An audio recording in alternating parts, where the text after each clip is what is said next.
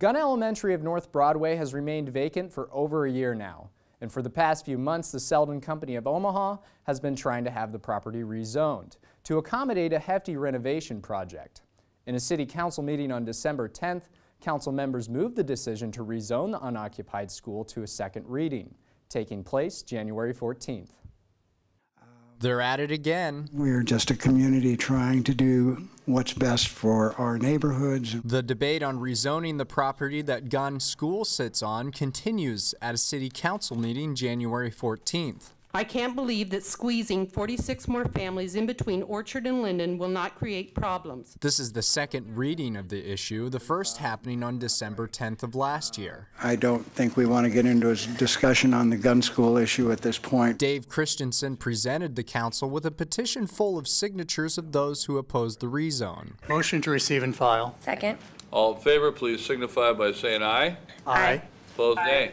Seldin Company of Omaha is requesting the rezone from the present R1 single-family housing to R3 for low-density multifamily housing. To have our construction of our residential project. The company is wishing to renovate and expand the property with 41 bedroom units and 6 two-bedroom units for the elderly. Although we're not going to have any services or meals, we will have community area like a community room. Deb Peterson is an attorney representing Seldin Company. She says the property, dubbed Linden Place Apartments, will not be a nursing home. We will have an office on the premises that'll be staffed during regular hours.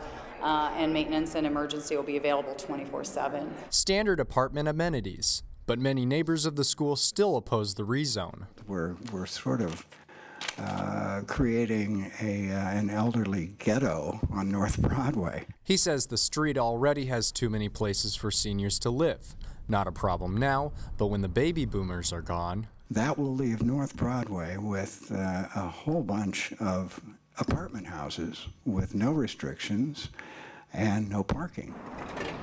What Christensen would like to see is the building torn down, something the school district hasn't done, being enrollment in the past years has been unpredictable. So we're not so eager to get rid of all our buildings right away. Still, with the purchase price sitting at $240,000, school board member Bill Grove says the board can't pass up the offer. If we would choose to demolish it, we've had estimates as high as over $200,000. That's a $500,000 turnaround for our school budget. But if the property sits too long, it can easily become an eyesore, and there's little the city can do about it. If the building sits there and decays, again, we do not control that building. We cannot force that building to be torn down. Not without an engineer surveying the building and declaring it dangerous to the public. You can avoid that by keeping it boarded up, keeping a fence around the property. They can go a long time before we can actually pull the trigger on a demolition. The council moved the decision to a third reading that'll take place on January 28th.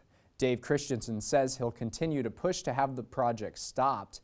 You can let us know what you think of Seldin's project on our Facebook page. That's facebook.com/CBTV17.